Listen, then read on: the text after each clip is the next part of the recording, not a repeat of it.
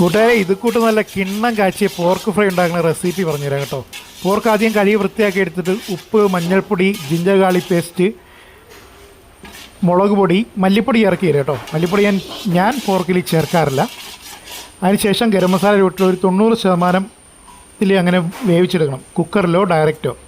അതിനുശേഷം ഇതുപോലെ ഇരുമ്പ് കടായി എടുത്തിട്ട് ആ നെയ്യിൽ നിന്ന് കുറച്ച് നെയ്യ് തെള്ളി മാറ്റി ഇതിനകത്തേക്ക് ഒഴിക്കുക. വേണമെങ്കിൽ അല്പം എണ്ണയും കൂടെ വെച്ചിട്ട് പോർക്ക് നന്നായിട്ട് ആദ്യം തേങ്ങ കൊത്തും കൂടി ഇട്ടിട്ട് നന്നായിട്ടൊന്ന് മൊരിച്ചെടുക്കണം.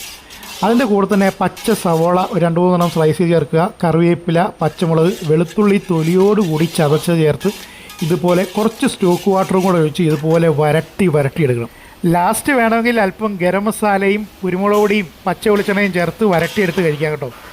എന്നാ ഒരു രുചിയാണെന്നറിയുക കഴിക്കാനായിട്ട്, കപ്പയുടെയും ചക്കയുടെയും ചോറിൻ്റെയും കൂടെ നല്ല രസം കഴിക്കാനായിട്ട്. ഇത് കണ്ടിട്ട് തന്നെ കൊതി വരുന്ന എത്ര പേരുണ്ട്, ഒന്ന് കമൻറ്റ് ചെയ്യണേ.